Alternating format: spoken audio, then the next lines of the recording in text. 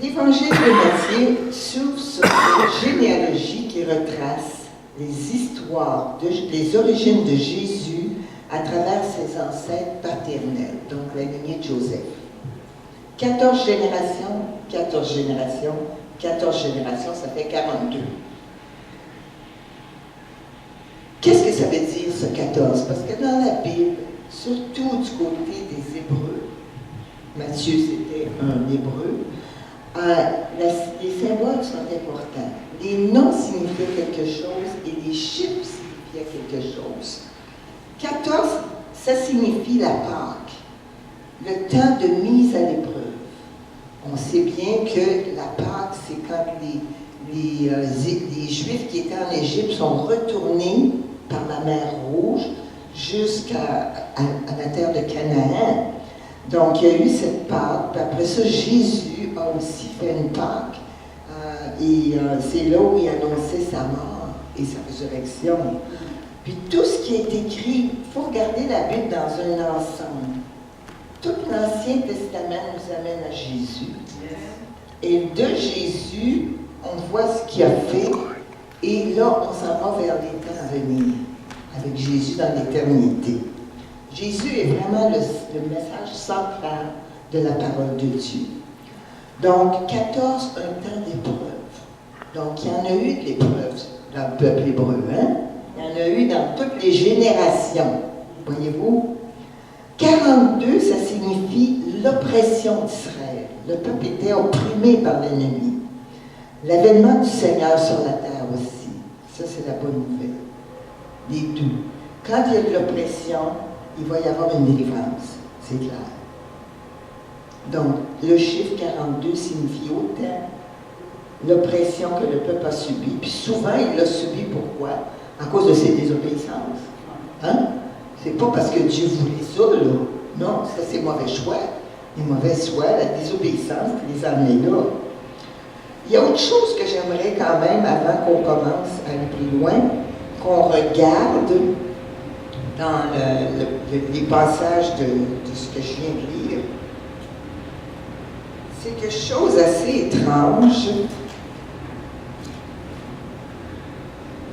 Il y avait 5 femmes dans la généalogie qui ont été nommées. 5 femmes. Aujourd'hui, on pense que les femmes n'ont pas le droit d'enseigner, que les femmes n'ont pas de ministère. Erreur. Jésus aimait les femmes. Amen. De tout son cœur. Et il s'est toujours servi des femmes dans la parole. C'est tellement vrai qu'à un moment donné, Paul disait il n'y a plus de juifs, de grecs, de femmes, d'hommes. On est tous dans la même famille de Dieu, dans le corps de Christ avec des dons différents. Et avec Jésus, ça n'existe pas, ça. Des femmes qui ne peuvent pas enseigner. Donc, si vous pensez ça, revisez votre conception de la parole en lisant ce que la parole dit. Je vais juste brièvement nommer ces femmes-là pour vous dire d'où elles sortent. Judas engendra Tamar. Y en a-tu qui savent qui est Tamar? La sœur. Sauf les pasteurs. Hein? Oui, vas-y donc, soit Jean ou Jean-Dan. Il n'y avait pas un lien avec Absalom? Non. Ah, OK. Correct. Non, Tamar, elle était mariée, je pense, avec le fils de Judas. Et puis, son mari est mort. Puis, il fallait que, dans la loi juive, il puisse fournir un autre mari à Tamar. Dans les frères. Dans les frères. Ouais. Il y en avait, le deuxième, je pense, est mort aussi. Ouais. Le troisième était tout petit. Ouais. Puis là, elle a attendu, elle a mis ses habits veuves, elle a attendu que l'autre grandisse pour continuer la lignée de Judas. Mais Judas oubliait ça, s'en est lavé les mains, que Tamar a pris les grands moyens pour le laisser. C'est très bien. Elle a vraiment le bon passage. Et vous savez quoi? Ça m'a fait rire parce que j'ai dit, wow, dans ce temps-là, même les femmes, s'ils étaient plus vieilles, ils pouvaient avoir un petit jeune homme, là, tu sais. C'est quand même particulier, ça, hein? Parce qu'il fallait un descendant. Alors, Judas, notre cher Judas, il faut voir, lui, ce qu'il a fait à un moment donné. Dieu avait dit que les mariages devaient se faire juste avec les gens qui étaient de la même race, c'est-à-dire les Juifs. Mais Judas, lui, est allé chercher une fille de Cananéen. Okay? Ça, c'était pas des Juifs, c'était des gens qui n'étaient pas du peuple juif. Donc, ils ont désobéi, donc juste, donc, lui, effectivement, 3 fils. Et il n'a pas obtenu sa promesse parce qu'à cause du rachat qu'il faisait dans ce temps-là. OK? Alors, elle s'est déguisée en prostituée. Elle s'est tenue au coin de la porte. Et puis lui est passé, et là, il y a eu cette convoitise pour elle. Il a couché avec elle. Et là, elle est devenue enceinte de ce Judas-là. Dieu est quand même drôle, hein? Non, mais quand vous pensez à ça, là, tu sais, c'est... Alors, elle s'est fait justice elle-même. OK? C'était pas... Oui. La référence de ça, c'est quoi? Ça, c'est dans Genèse 38:1. Vous pouvez lire l'histoire de Judas là-dedans. Alors, elle s'est fait justice. Mais lui, elle avait demandé des gages. Après ça, elle n'est jamais revenue porter des gages. Mais à un moment donné, l'histoire s'est révélée qu'elle a dit à Judas qui elle était et de qui était le fils parce qu'il voulait la tuer. Ah, Dieu a fait justice. Et voyez-vous, c'était quand même pas beau, ça, là, cette affaire-là, là, cette attitude-là. Pourtant, Dieu l'a mis dans la généalogie de Jésus. Hey, c'est quelque chose, ça. La deuxième, Salmon engendra Boaz de Rahab. Rahab, qui était Rahab? Une prostituée. Elle devait tenir une auberge ou quelque chose du genre parce que des étrangers s'en allaient là. Puis Josué avait envoyé 2 espions. Puis les 2 espions sont rentrés dans cette place-là pour connaître la direction, comme nous on rentre chez Shell pour connaître la direction quand on se perd. Hein? Et puis là, ils étaient suivis. Les gens voulaient les suivre. Fait qu'ils sont allés, elle les a cachés. Ils les ont cachés. Et vous savez, aujourd'hui, Hébreu, dans Hébreu 11:31, c'est dit, c'est par la foi que Rahab, la prostituée, ne périt pas avec les rebelles parce qu'elle avait reçu des espions avec bienveillance. Recevoir des espions avec bienveillance, des gens qui étaient des étrangers. Alors aujourd'hui, c'est pareil, quand on accueille des étrangers, hein, si on les accueille avec bienveillance, Dieu honore ça. Et ça, vous pouvez trouver l'histoire de Rahab dans Josué 2, 1 à 24. Et à cause de ça, elle a été mise elle aussi dans la généalogie de Jésus, une prostituée. Troisième femme.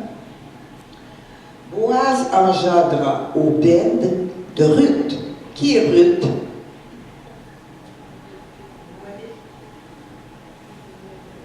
La fille de Noémie. Il y a un livre de Ruth dans la Bible, 4 chapitres. C'est pas long à lire. Noémie, elle est allée avec son mari à l'extérieur de Jérusalem parce qu'il y avait de la famine. Et là, elle a perdu son mari, elle a perdu ses 2 fils. Ruth était une de ses brues. L'autre a décidé de rester dans son patelin, puis Ruth a décidé de suivre Noémie, puis de faire de Dieu son Dieu.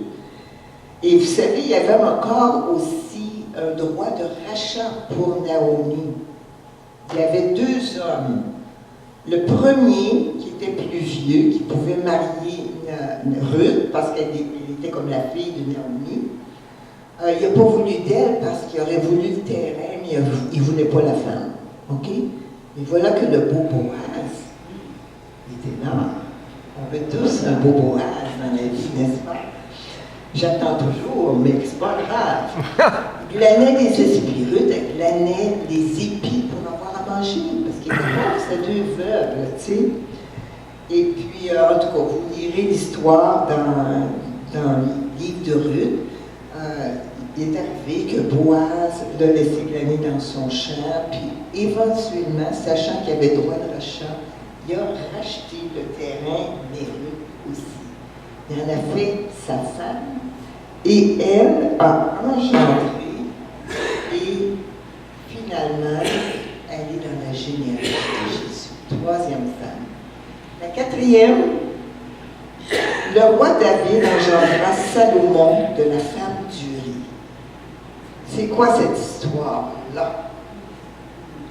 Ça, c'est épouvantable. Quand vous y passez, dans 2 Samuel 12, 24, vous pouvez lire l'histoire.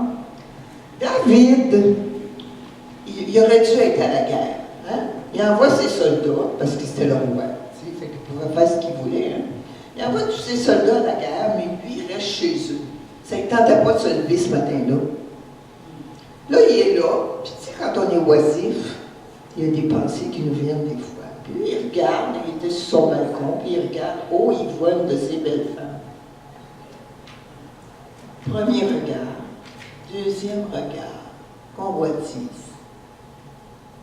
Il a fait chercher, parce qu'il avait tous les pouvoirs, il couche avec elle. Elle devient enceinte. Là, il dit ça. C'est de l'adultère, ça, là, hein? On parle d'adultère ici. Alors, à un moment donné, il cherche à savoir qui elle est. Il ne connaissait même pas son nom. Il cherche à savoir qui elle est. Et là, il s'aperçoit qu'elle était mariée à Uri, un des soldats qui faisait la guerre. Alors, il s'arrange pour dire à ses capitaines, mets-le sur la ligne de front pour qu'il se fasse tuer. C'était ça son idée, là. Comme ça, avec libre, puis il n'y aura pas de honte. Puis il avait essayé par toutes sortes de moyens aussi de le saouler pour qu'elle aille coucher avec sa femme, mais lui était un homme honnête. Il n'a pas fait ça, tu sais. Fait que là, il était mal pris, hein. Fait qu'il l'a fait tuer. Et après ça, évidemment, elle a eu un fils. Puis là, il a décidé de la prendre pour épouse quand son mari était mort. Mais ce premier fils-là, Dieu n'a pas honoré. Dieu a fait en sorte qu'il meure. C'est le deuxième fils, quand il l'a marié, qui est devenu Salomon, qui a été le second roi après David. C'est lui qui a fait bâtir le temple. Fait que voyez-vous toute cette histoire-là. Et Dieu l'a inscrit dans la lignée de Jésus. Incroyable, hein? Finalement, on voit dans le verset 16, et c'est important de regarder que dans tous les versets, ça disait telle personne a engendré tel fils, telle personne a engendré tel fils. Mais là, on arrive ici, l'époux de Marie, parce que c'est pas lui qui a engendré, l'époux de Marie, de laquelle est né Jésus, qui est appelé Christ. On sait pourquoi. Le savez-vous? Pourquoi la Bible dit l'époux de Marie, au lieu de dire engendra Jésus? En arrière. Pourquoi? Pourquoi on dit l'époux de Marie et non pas engendré? Parce que Jésus a été conçu par le Saint-Esprit. Il n'y a pas eu de relation sexuelle entre Joseph et Marie avant que Jésus naisse. Il y en a eu après, mais pas avant. OK? Comprenez-vous? Oui. Joseph n'est pas le père biologique de Jésus. On va être rendu à la troisième dans quelques temps, là, mais n'est pas possible, pas grave. Joseph n'est pas le père biologique, c'est cet esprit qui est le père biologique. Mais il n'en était pas moins son père au sens légal du terme. Et on va aller voir dans justement la généalogie au temps de Jésus, là. Celle-là. Joseph monta de la Galilée, de la ville de Nazareth, pour se rendre en Judée, dans la ville de David, appelée Bethléem, parce qu'il était de la maison et de la famille de David, afin de se faire inscrire avec Marie, sa fiancée, qui était enceinte. Sa fiancée qui était enceinte. Mais dans ce temps-là, quand tu étais fiancée, tu étais quasiment mariée, hein? Tu étais promise, mais il n'était pas encore marié. Donc, Marie est enceinte et elle enfanta son premier-né. En ce temps-là parut un édit de César Auguste ordonnant un recensement de toute la terre. Même dans ce temps-là, ça c'était le premier recensement. Ce premier recensement eut lieu pendant que Quirinius était gouverneur de Syrie. Tous allaient se faire inscrire dans la ville, dans leur ville. Donc, ici, on voit bien que Joseph était le père biologique et il s'est occupé de Jésus comme s'il était son fils. Voyez-vous? Et Joseph a été averti en songe parce qu'il voulait laisser Marie, qui était sa fiancée. Il ne voulait pas la déshonorer, mais le Seigneur n'a pas permis ça parce que c'était son plan au Seigneur que Marie enfanterait Jésus.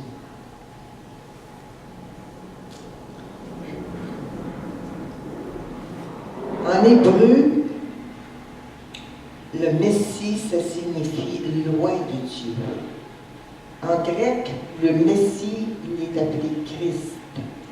Parce qu'en grec, Christos, ça signifie loin. Donc on voit que Jésus était le loin de Dieu, autant dans l'Ancien Testament que dans le Nouveau Testament.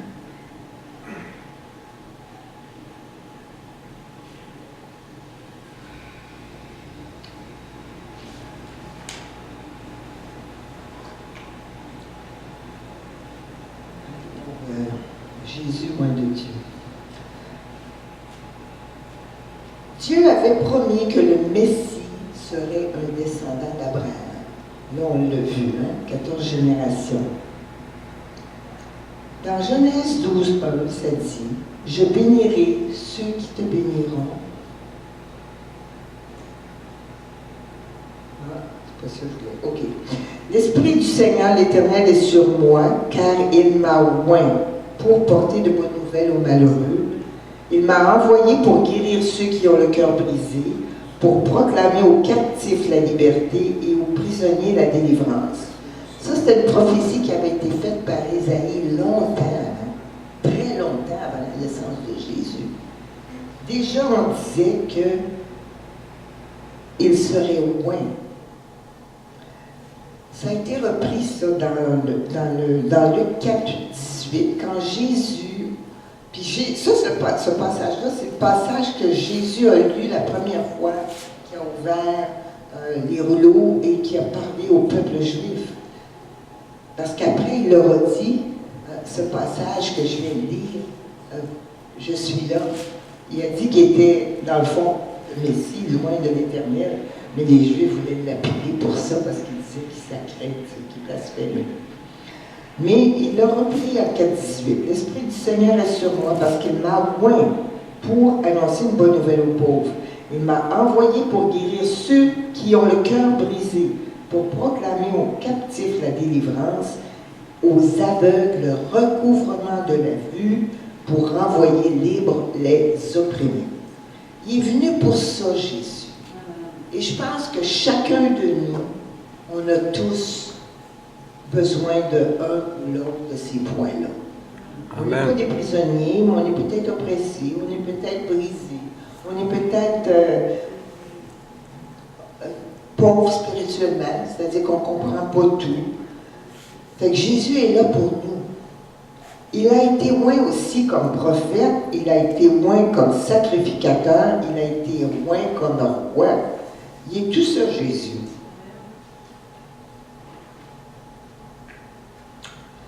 Alors, dans le point 1, Dieu avait promis que le Messie serait un descendant d'Abraham. Non, pas ça. Non. Ah, tu ne fais pas peut-être. OK. Dans 4. Excusez, c'est parce que j'ai oublié des... Bon, c'est ça que je voulais. OK. Dieu avait promis que ce Messie-là qui était attendu, ce serait un descendant d'Abraham, un juif. La Bible, c'est un livre juif. Jésus était juif. Il faut se le rappeler, ça. Regardons les promesses qu'il avait faites. Je bénirai, ça c'est les promesses à Abraham. Je bénirai ceux qui te béniront, je maudirai ceux qui te maudiront. toutes les familles de la terre seront bénies en toi. Est-ce qu'on est inclus là-dedans? On est inclus là-dedans parce qu'on appartient à Jésus. Hein? Deuxième promesse, toutes les nations de la terre seront bénies et ta postérité parce que tu as obéi à ma voix. Est-ce qu'on est inclus? On fait partie de la postérité d'Abraham. Alléluia.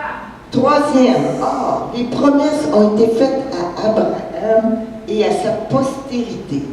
Il n'est pas dit aux postérités, comme s'il s'agissait de plusieurs, mais en tant qu'il s'agit d'une seule, et à ta postérité, c'est-à-dire à Christ. Le corps de Christ, c'est ça. Tous ceux qui croient en Jésus. Et on en fait partie, donc on a l'héritage d'Abraham et toutes les promesses qui ont été dites à Abraham nous appartiennent. Amen. Les promesses à David, on a vu que Salomon, finalement, c'était celui à qui Dieu a dit à David, c'est lui qui va construire mon temple et tout ça. Dieu a dit à David, quand tes jours seront accomplis, regardez pas ça, écoutez-moi. Quand tes jours seront, je ne sais pas comment faire deux choses, moi, ça n'a pas d'allure. OK. Quand tes jours seront accomplis, que tu seras couché avec tes pères, il lui disait même ce qu'il allait devenir. Toi, celui qui est sorti de mes entrailles, j'affirmerai, celui qui est sorti de tes entrailles, j'affirmerai son règne. Dieu avisait David que son fils serait vraiment celui qui régnerait, ce qu'il ferait et qui serait protégé par lui. C'est beau. Ce sera lui qui bâtira une maison à mon nom. J'affirmerai pour toujours le trône de son royaume. Je serai pour lui un père, il sera pour moi un fils. C'est beau, hein? Ça, vous lirez ça dans 2 Samuel 7, 12 à 19. S'il fait le mal, il y avait un avertissement ici. S'il fait le mal, je le châtierai avec la verge des hommes et avec les coups des enfants des hommes. Mais ma grâce ne se retirera point. Ça veut dire que même s'il était dans l'erreur, qu'il faisait des choses pas correctes, Dieu a promis que sa grâce serait toujours là. Comme elle est toujours là pour nous, même si on fait des choses des fois qui ne sont pas dans ses voies. Il va nous ramener. Il dit, ma grâce ne se retire pas comme je l'ai retirée de Saül. Parce que vous savez que Saül était le premier roi d'Israël, mais qu'il s'est enorgueilli. Hein? Puis à cause de son orgueil, Dieu l'a enlevé. Parce qu'il n'obéissait pas à ce qu'il demandait. Ta maison, c'est la maison de David, et ton règne seront pour toujours assurés. Ton trône sera pour toujours affermi. C'est une promesse. Donc le prophète Nathan rapporta à David toutes ces paroles et toute cette vision. Et le roi David alla se présenter devant l'Éternel et dit, « Qui suis-je, Seigneur éternel, et quelle est ma maison pour que tu m'aies fait parvenir où je suis? » Parfois, on pourrait se demander nous-mêmes, hein, qui suis moi, là, pour que tu me demandes de faire ça, de prêcher en grand, d'aller témoigner à la télévision. Qui suis-je? Tu sais, moins que rien, là. C'est encore plus de choses à tes yeux, Seigneur éternel. Tu parles aussi de la maison de ton serviteur pour les temps à venir. Et c'est quelque chose, ça, là. Tu daignes instruire un homme de ces choses, Dieu, Seigneur éternel. Ça veut dire que même là, quand il parlait à David dans la prophétie, là, Nathan, il annonçait que David serait béni, mais pas juste lui, nous aussi. Parce que c'est de nous qu'il parle. Tu parles aussi de la maison de ton serviteur pour les temps à venir. Donc, on est vraiment béni. Hein? On ne sait pas, mais on est béni. Voici, des jours viennent, dit l'Éternel, où je susciterai à David un germe juste Il régnera en roi, il prospérera, il pratiquera la justice, l'équité dans le pays. De qui on parle ici? Voilà, on parle de Jésus. C'est pour ça que nous, on est bénis parce qu'on appartient à Jésus. À cause des promesses faites à David. Jésus est aussi le roi de Dieu. L'Esprit du Seigneur, l'Éternel est sur moi. On l'a lu tantôt, car il m'a oint. Jésus savait qu'il était oint. Il savait c'était quoi sa mission. C'était ça sa mission. Nous, on a besoin de connaître c'est quoi notre mission. C'est quoi la place qu'on a. Vous avez vu tantôt la généalogie. Ben, moi, je suis juste une petite affaire dans tout ce gros tableau-là. Ben, c'est pareil dans le corps de Christ. On est là. Une petite affaire, un petit grain de sable, mais dans tout cet ensemble. Mais on a une mission. Puis il faut la faire. Parce que dans le corps, si mon foie ne fonctionne pas, il m'envoie des problèmes dans tout mon corps. Si j'ai mal dedans, c'est tout mon corps qui est affecté. Hein? Donc, on a besoin vraiment d'avoir un corps sain. Spirituellement parlant aussi. Celui que Dieu a envoyé dit les paroles de Dieu. Parce que Dieu ne lui donne pas l'esprit avec mesure. Il lui donne un esprit de puissance, comme on l'a chanté ce matin.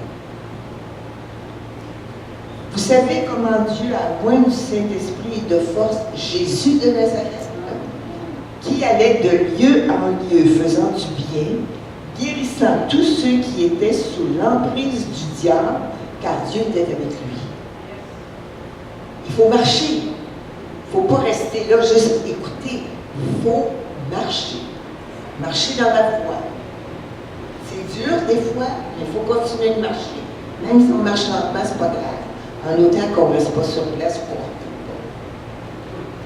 La foi chrétienne demande à ce qu'on avance. Jésus a été oint comme prophète pour apporter la connaissance et la vérité.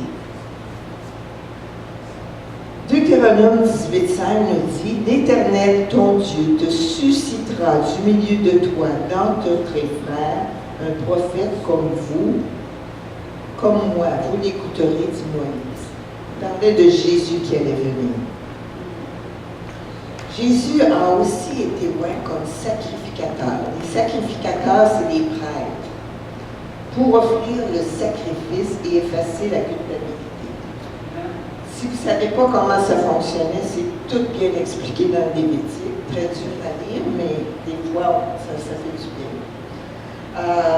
C'est que dans ce temps-là, il y avait une fois par année le grand prêtre qui rentrait dans le temple et il mettait le sang sur le dos d'un bouc, puis c'était comme un symbole, parce que je vous ai dit, c'était des symboles dans l'Ancien Testament.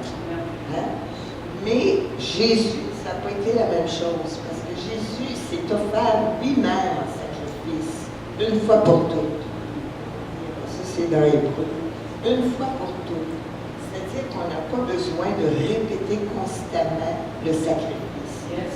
Je vais vous le lire ici.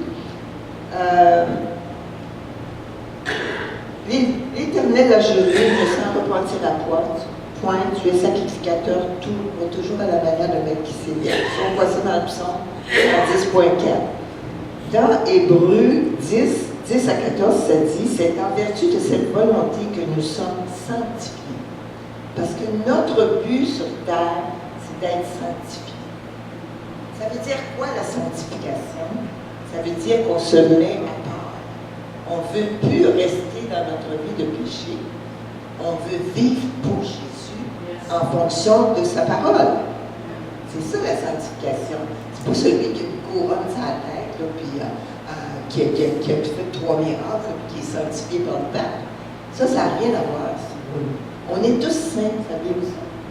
Si on croit en Jésus, on est saints.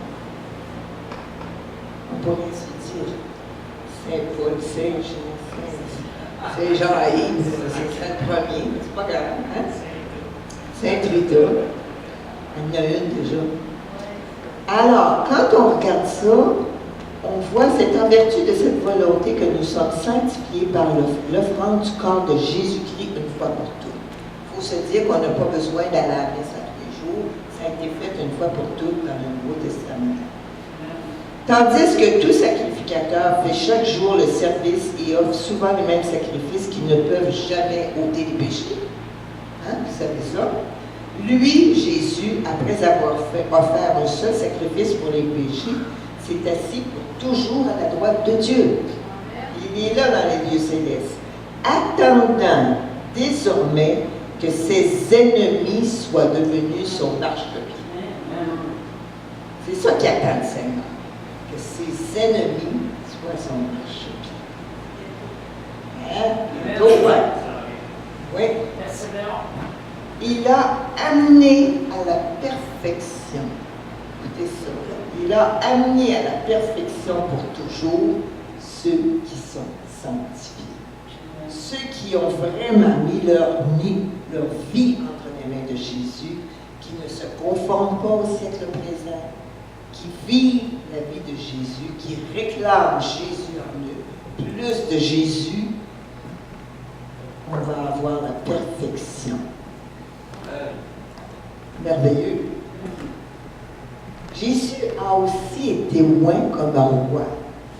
Il n'a pas été encore, mais il va l'être. Quand il va revenir sur la terre, après les tribulations, il va revenir, parce que le ciel va descendre sur la terre, et il va être loin à la même place que les autres ont été couronnés rois, et avec la même ville sainte qui était.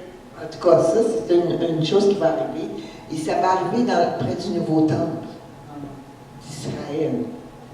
C'est pas arrivé, mais ça va venir.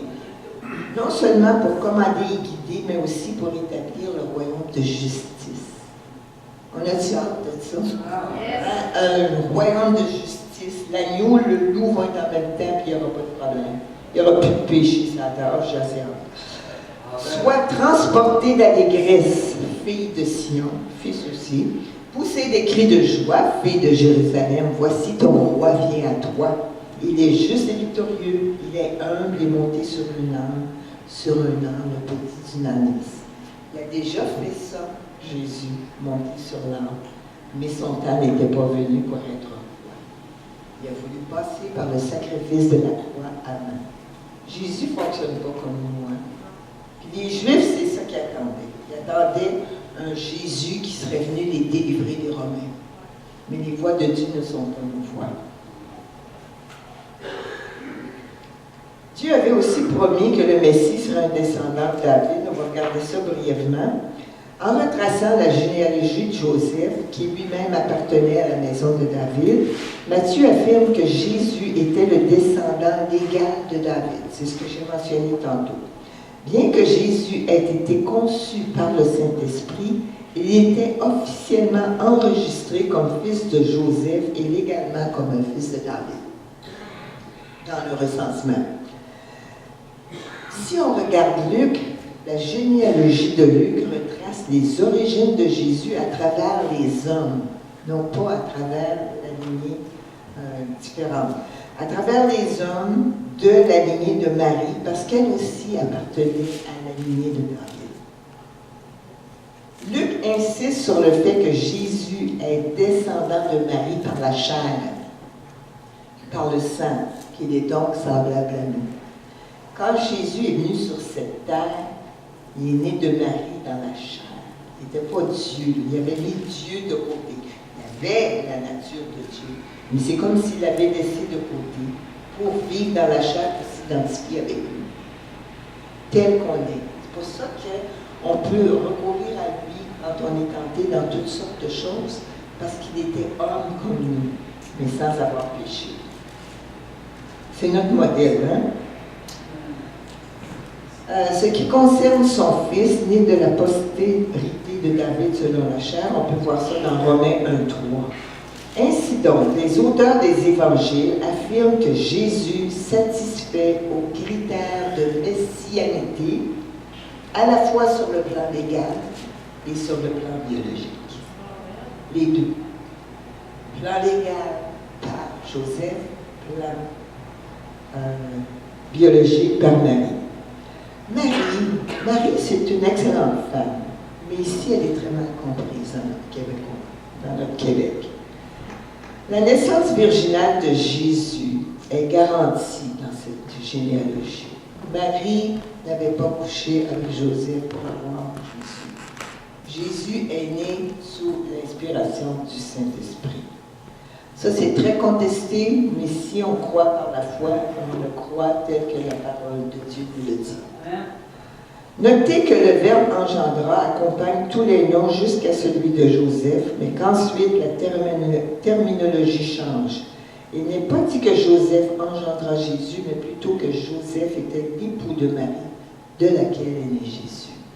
C'est important de le comprendre. Hein? Matthieu et Luc s'entendent parfaitement pour dire que Jésus a été conçu par le Saint-Esprit. Le seul moyen pour Jésus de naître sous la forme d'un être humain était d'être mis au monde par une femme. Il n'y a personne qui naît de d'autres personnes qu'une femme. Les hommes, malheureusement, ne pouvaient pas coucher. Pas de cette façon-là. Le seul moyen pour Jésus d'être sans péché était d'avoir été conçu par le Saint-Esprit. Le seul moyen pour lui d'être divin était que Dieu soit son Père. C'est pour ça la relation entre Dieu, le Père et Jésus, ils sont un, à cause de sa divinité. Jésus nous est donc révélé comme un être divin possédant deux natures. Une nature divine et une nature humaine exempte de péché.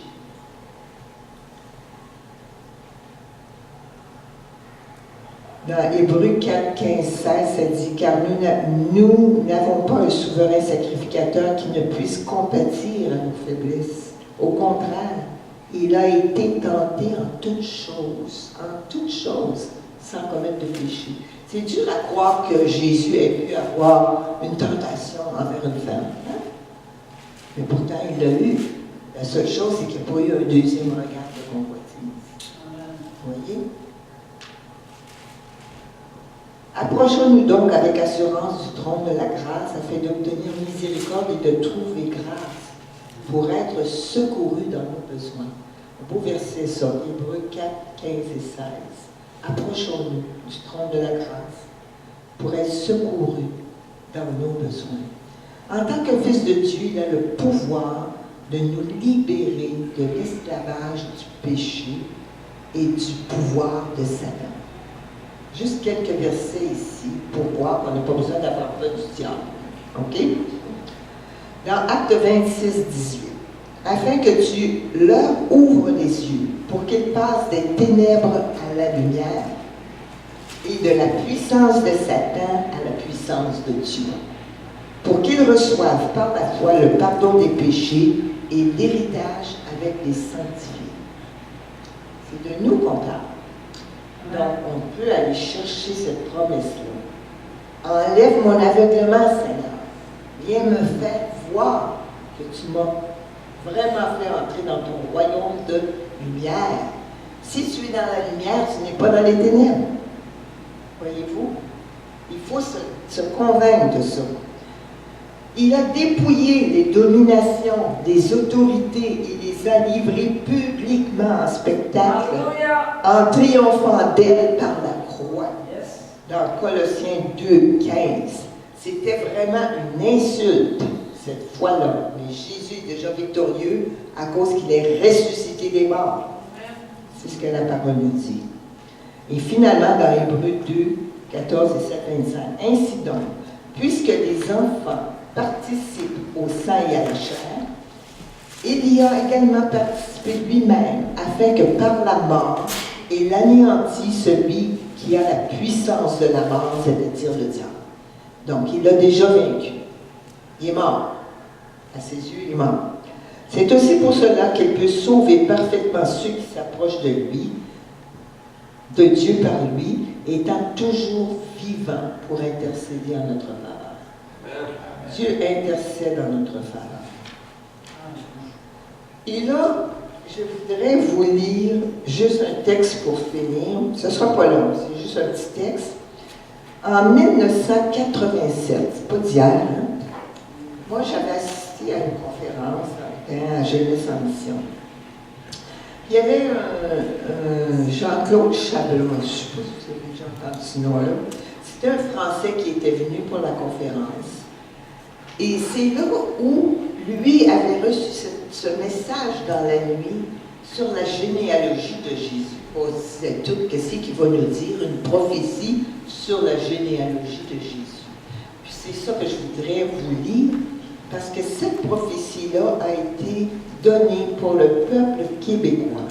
Et si vous voulez une copie, je pourrais vous en faire tantôt. Alors écoutez attentivement cette prophétie qui avait été faite en 87 pour le peuple québécois. Le Seigneur m'a parlé au sujet de Matthieu 1. Il m'a donné de comprendre certaines choses qui se trouvent dans le cœur des Québécois. Puisque nous sommes dans une liste de noms, je vais vous le livrer comme ça. Il m'a montré que dans la famille des Québécois, il y a un monsieur qui s'appelle Monsieur Regret, Monsieur Sincère. Il est beaucoup tourné vers le passé. Quand on lui dit « je me souviens », il n'est pas qu'heureux, il est aussi triste. Il y a des choses du passé qu'il aimerait réparer et qu'il n'arrive pas à réparer. Il a des frères, ce monsieur Regret Sincère. Bonnes œuvres, amertume, déception, fanatisme religieux et indifférence sont ses 5 frères. Il y a aussi une dame qui s'appelle Madame Crainte.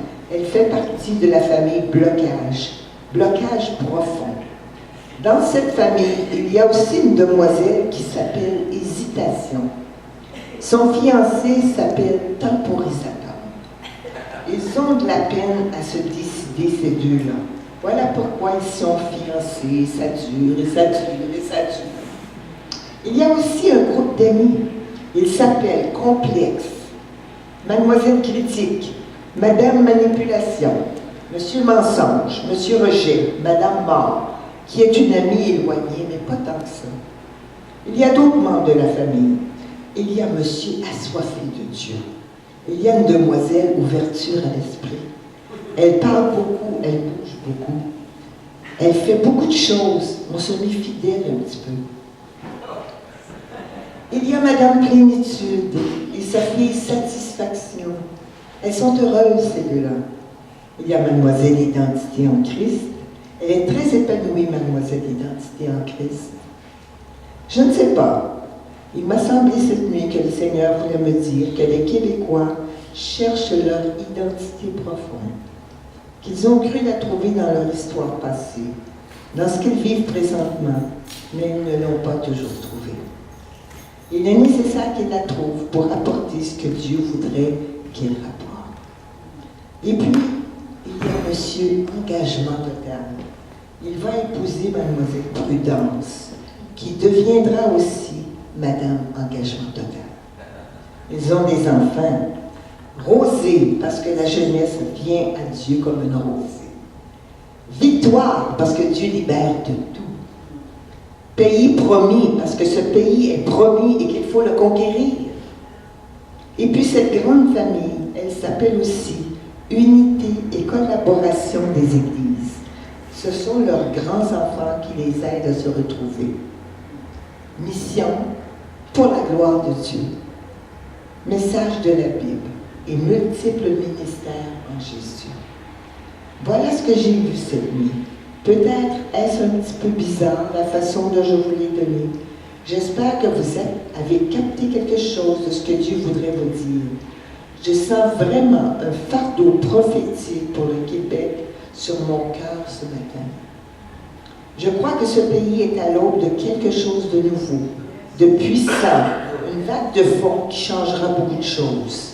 Les peurs, les blocages, les hésitations continuelles, cette façon de temporiser ces nombreux complexes seront enlevés. Il voudrait mettre à la place une soif pour Dieu, une ouverture d'esprit, une plénitude, une identité, un engagement total, une jeunesse qui se lève et une victoire. Des pays, des gens transformés et libérés. Un pays qui est conquis pour Christ, l'unité et la collaboration des Églises. En se retrouvant sur le chemin de la Bible, en partageant nos ministères, en travaillant ensemble pour le Seigneur. Amen. Voilà ce que j'avais à vous dire ce matin. Et tout cela au départ de Matthieu 1. Cette liste de noms qui paraît insignifiante et qui contient tellement de richesses. Amen. C'est beau, hein? Et puis, en tout cas, moi, en relisant ça, parce que là, je fais beaucoup de ménage dans mes papiers, puis je retrouve des petites mines d'or que j'avais. Puis ça, c'est en 87. C'est même avant que mes enfants meurent. Alors, j'ai dit, moi, le message de Jésus, comme je disais tantôt, est toujours le même. Hein?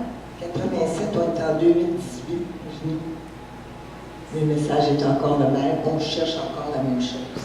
L'engagement total du peuple de Dieu. L'unité des chrétiens ensemble. Pas se chamailler, pas se valoriser. On appartient à Jésus. Amen. Bonne semaine à tous. Et si vous voulez des copies, ça vous intéresse? Je vais aller dans la fête.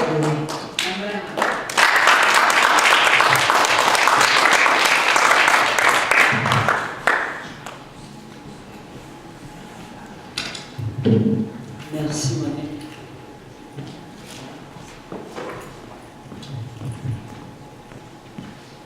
Je pense que dans la généalogie de Jésus, ici dans la région, il y a beaucoup de places vides. Amen. Comprenez-vous ce que je dis? Il y a beaucoup de places pour des noms. Il n'y a pas de nom encore écrit dans la généalogie de Jésus dans la région. Et il est temps de se lever parce que je pense qu'on a tous hâte que Jésus revienne. Okay? On a hâte de rentrer dans notre corps glorieux. On a hâte d'être dans cette présence du lieu très saint. Et comme tu disais, Monique, le Seigneur veut qu'on rentre dans notre identité en lui. Okay? On a toute une identité qui nous colle, qu'on nous a collée depuis notre enfance. Celle-là, remettez-la au pied de la croix. Prenez votre identité en Jésus. Puis là, ce qui me vient à cœur, c'est un passage que tu as lu, que je vais lire dans Parole vivante. Ça dit « Il a effacé l'acte aux 1000 articles qui nous accusaient, car il mentionnait tous nos manquements à la loi de Dieu. Il a annulé et il l'a cloué à la croix. Il a démasqué, puis désarmé toute autorité, tout pouvoir de l'enfer. Il a exposé de leur faiblesse devant l'univers. Il les a traînés derrière son char triomphal après sa victoire à la croix. » C'est cette identité-là qu'il faut prendre. Cette identité-là que nous sommes victorieux en Jésus-Christ. Malgré les circonstances, on a besoin de chacun de vous, puis de ceux qui sont restés à la maison ce matin, pour l'avancement du royaume, pas pour l'Église de Jean-Yves, parce que ce n'est pas la mienne, c'est l'Église de Jésus-Christ. Mais en quelque part, on est trop centré sur nous-mêmes, sur notre identité terrestre.